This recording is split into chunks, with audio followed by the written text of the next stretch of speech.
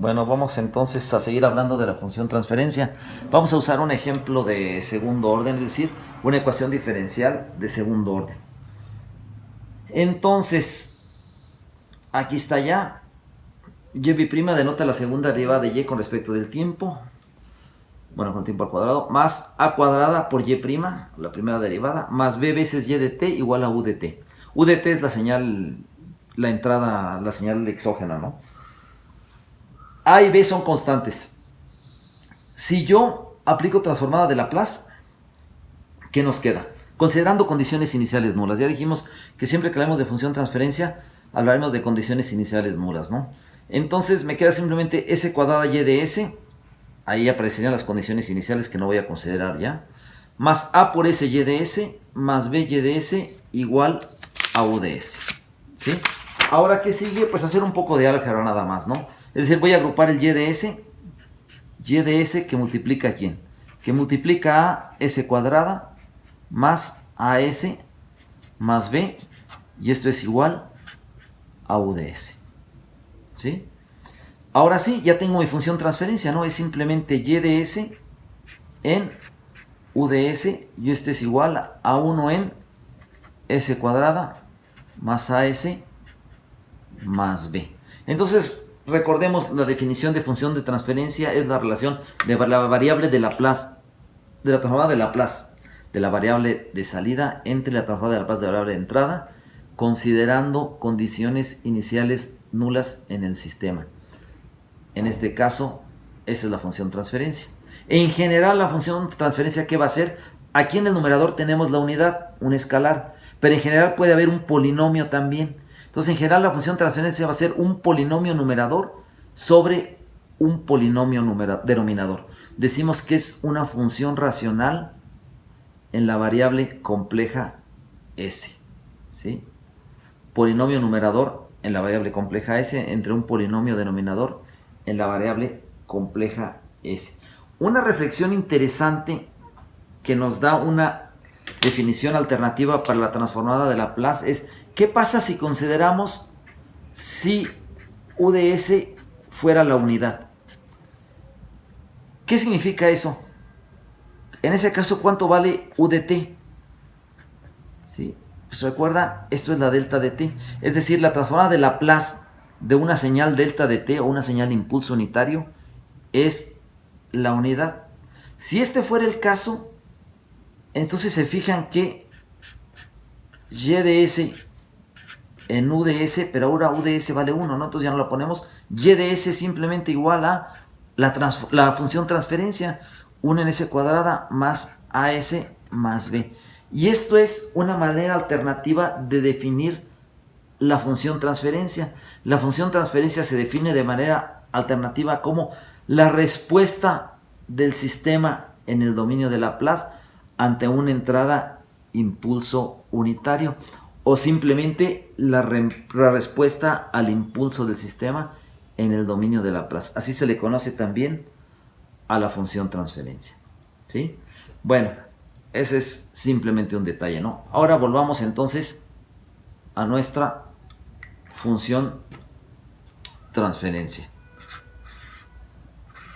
Ya tenemos nuestra función transferencia.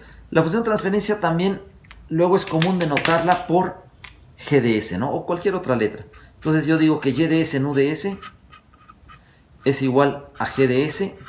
En este caso es igual a 1 entre S cuadrada más AS más B. ¿Sí? Algo muy importante en esta relación es el polinomio que se formó en el denominador, que es S cuadrada más AS más B. ¿Sí? Este que se conoce con... yo lo puedo igualar a 0, que se conoce con el polinomio denominador, ¿no? Esto, si yo el polinomio denominador lo igualo a 0, ¿sí? Surge una ecuación. Esta ecuación se le conoce como la ecuación característica. Y esto es muy importante, entonces hay que recordar, la ecuación del denominador es la ecuación característica del sistema.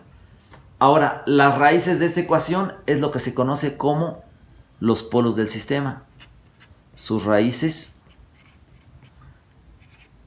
son los polos del sistema. ¿Sí? En un sistema más general, ¿sí? Es más, pensemos en otro ejemplo, ¿no?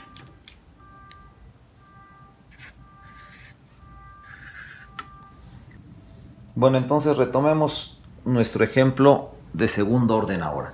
Pensemos en una ecuación diferencial, bueno, perdón, sigue siendo de segundo orden, pero ahora vamos a modificar, vamos a agregarle riqueza a la señal de entrada. Entonces tenemos una ecuación diferencial de segundo orden, pero observemos ahora que ahora hay derivada también de la señal de entrada. ¿Sí? Si aplico transformada de Laplace, tengo entonces yo s cuadrada y de s más a veces s por y de s más veces y de s igual a c por u de s más d por s por u de s, ¿no? Debido a la derivada de la señal de entrada. ¿Sí? Si yo hago álgebra básica, entonces agrupo y me queda s cuadrada más as más b que multiplica y de s.